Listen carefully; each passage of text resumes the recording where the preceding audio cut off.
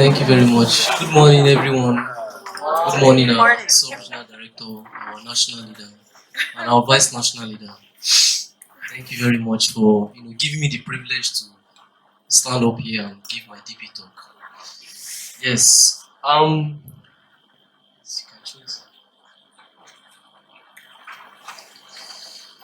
Okay. The title of my DP talk is Your Image, and as simple as the topic might look, the content is much more deeper than it is. Yes. Um. Here it says, "What is your image? What is your image?"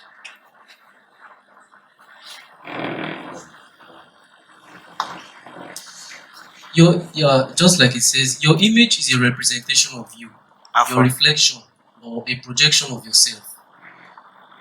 This is like a definition I found online. It's just like a dictionary definition. Your image is a projection of yourself. Like the divine principle, just like the divine principle says. I'm sure most of us have seen this line many times in the divine principle. It says that um, first in the Bible says that God created man in His own image.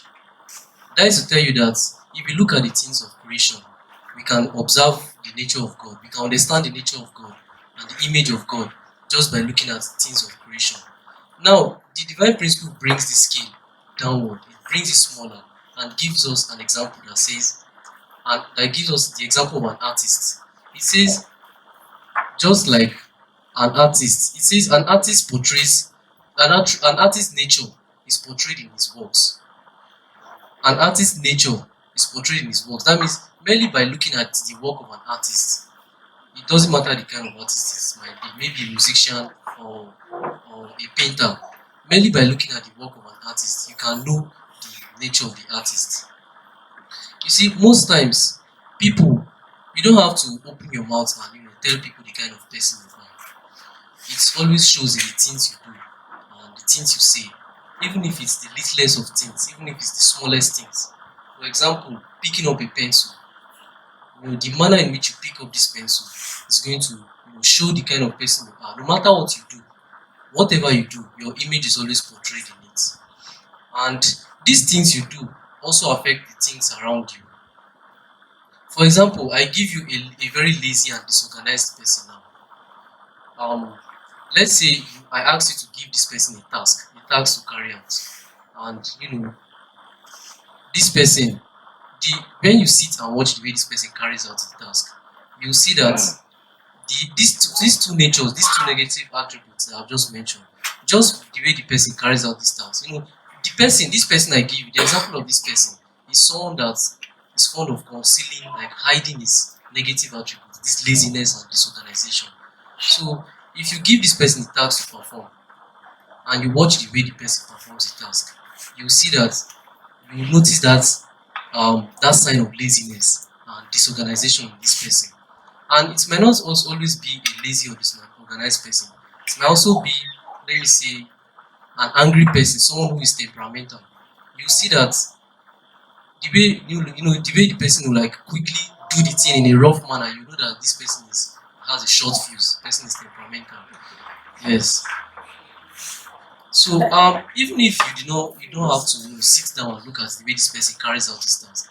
When you like leave the person to finish his task, then you go and come back to see the outcome of the task. Only the outcome is going to tell you that this person is not what he claims to be, because the person always tries to hide his identity. Yeah, so the person is not what he claims to be. You see that same sign of laziness and disorganization will still show in the outcome of the task. So I'm going to give like two more examples again. Like the second example is like when you take a sword, like a sword, and give it to a farmer. This farmer is someone that does not know what a sword is. He has never seen a sword before, never heard of it before. You take the sword and give it to the farmer and ask the farmer to do whatever he wishes to do with the sword. At the end of the day, when you leave the farmer to do whatever he wants to do with the sword, you see that this farmer will carry the sword and use it to cut grass. That's what you get normally. We all know that's what you get. And what I'm trying to say is the sword represents the attributes that the person is trying to hide. So if a random person sees this farmer, if that person will see the farmer as a threat because he sees the farmer holding the sword. So that sword represents that attribute that the person claims to have but he does not have. So until that person that sees the farmer as a threat, until he sees the way the farmer used the sword, see him using it cutting grass, that's when he knows that this person is not a threat. Still on the same example, if you now take a cutlass and give it to, let's say, an assassin, like as an assassin is someone that kills for money as a contract. If you take a cutlass and give it to an assassin, you ask the assassin, do you know what it's used for? The assassin is going to tell you, yes, I do. And you don't know this person is an assassin. So you give this cutlass to the assassin. At the end of the day, just like the farmer, you end up seeing this guy using the cutlass to chop someone's head off. These are the examples that show that you can't hide your true nature. It's always revealed in the things you do, no matter what you are with, or no matter what personality you are trying to put on yourself. The second example is parents. Let me use something simple now. Parents. Because true father, my parents always tell me that true father told our first gens, something that they know very well, that before you start family, you have to try as much as possible to remove your fallen nature, even if it's not everything, because let me say it's not impossible, but it's not very possible to completely remove everything before you give birth. So before you give birth, you have to try and remove most of your fallen nature, because if you do not do so, this fallen nature you have will pass on to the children. So this explains why the kind of person you are will show in the things around you. These natures, those bad natures you have, will show in the children. Those fallen natures will show in the children. Yes, these are the examples. Like, I'm trying to make us understand that you can't hide that true nature. It always shows. It always shows. So you see now, most people who always try to hide these negative attributes, these people who try to hide these things, most of them are not always bad people. They are not always bad-minded people. Most of them are some that are trying to change, but they don't know how. They think by doing it, by showing good attributes that they don't have in the public, will cover their negative aspects up. But they don't know how. They don't know the right process to take in order to remove these bad natures from them. So someone told me that you can't help others if you haven't helped yourself. You can't serve others if you haven't served yourself. So the point now is, if you want to drop this negative attitude, if you want to show those nature you are trying to show, those nature you are trying to show people that you have, that you don't have, if you want to really show them, you want to have them, you have to work on yourself first. You have to serve yourself before you serve others. You have to help yourself before you help others. Because if you don't, if you are trying to serve others and you haven't worked on yourself first, it's known as eye service. That's how this person put it. It's known as eye service.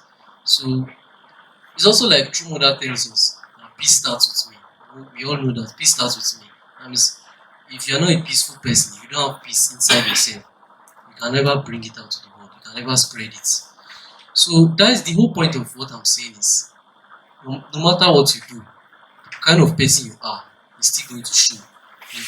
Even if it's literally in the objects around you. If you're a dirty person, you don't have to tell someone that sees things around you that you are dirty. Or if you're a selfish person and you live in a place and people come to that area and see that they need something, but they are not asking it from you. They're asking from every other person, and you're like the most obvious person that have this thing, but they're not asking it from you. So people know that this person is selfish. So your image, your nature is always shown around you. So this what's about today's lesson is that you have to work on yourself first. Have patience and work on yourself. Because let me say, this is something I learned from myself. You have to have patience to work on yourself before you work on others. Just don't mind anything rushing you, anything bothering you. Just work on yourself first. Then when you try to work for others, automatically it's going to flow. You don't have to form it. You don't have to show those natures that you don't have. Okay, so that's the whole point of my DP talk. It's not a very long one. Thank you very much.